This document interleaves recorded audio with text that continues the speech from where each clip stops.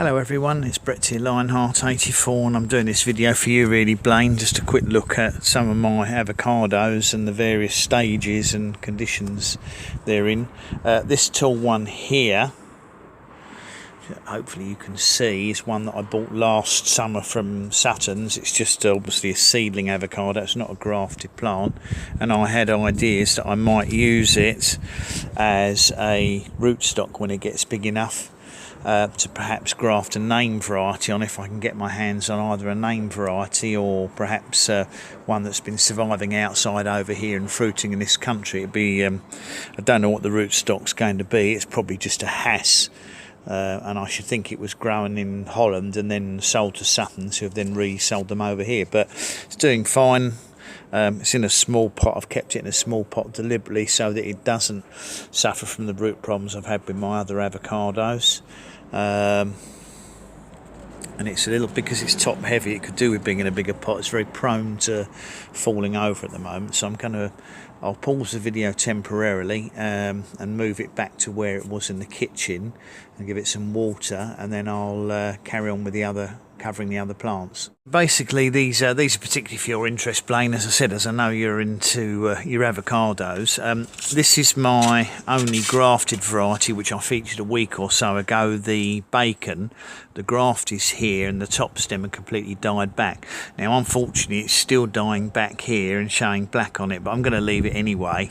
And I think I made a serious mistake due to various people advising me and probably taking the wrong advice. I'd been removing all of the suckers the plant had produced from the rootstock, thinking mistakenly that it would force the sap and the growth up into the grafted section and possibly rejuvenate it. But I think in hindsight that was an error of judgment. I think what I should have done was focused on the rootstock regenerating while the top was still green and encouraging all these side shoots to grow, which would provide a lot more energy, and then I think gradually the growth would have moved up the stem, possibly to the point where the grafted section would have survived. I now don't see any likelihood of that surviving, but it's going to make an interesting bushy house plant. I've no idea what the rootstock would be. Probably a Dutch grown or German grown plant. They may use Hass, or they may even have used bacon as the rootstock, but it can be left if it survives to see what happens. It died originally due to root issues, but I think I've got those sorted out now anyway.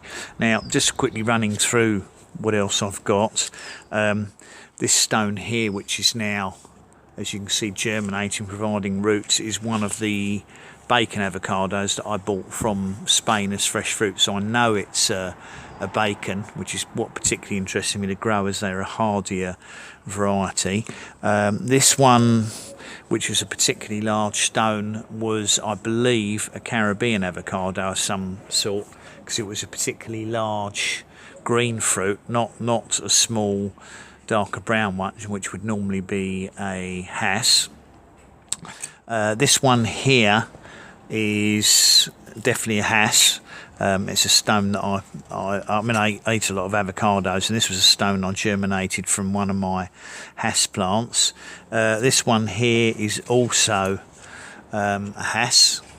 Now, this one died back last year from being scorched outside, and I left what appeared to be the dead plant outside. You can see the original dead stem, and I left it all over summer behind some other tropical plants, and when it got to October and I brought it in, it had sent out another shoot, so that's rejuvenated itself, and you can see the roots coming out the bottom, so this is due for a repot in early summer.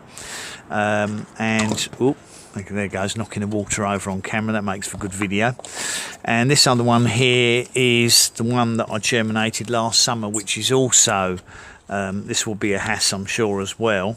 I tend to lose track of them, but as they don't often come true from seed, it doesn't really matter what name you've got on them. I'm particularly interested in the bacon because they should be hardier, but this is probably a Hass. And when they get bigger, you can normally tell apparently from the leaves when you crush them where they've got an aniseedy, I think it's an aniseedy smell to the Mexican ones. Can't smell anything on that one. So we'll wait and see what happens. But I just thought I'd do a quick update on the various avocados I'm growing from seed, as it's now proving impossible to buy named ones from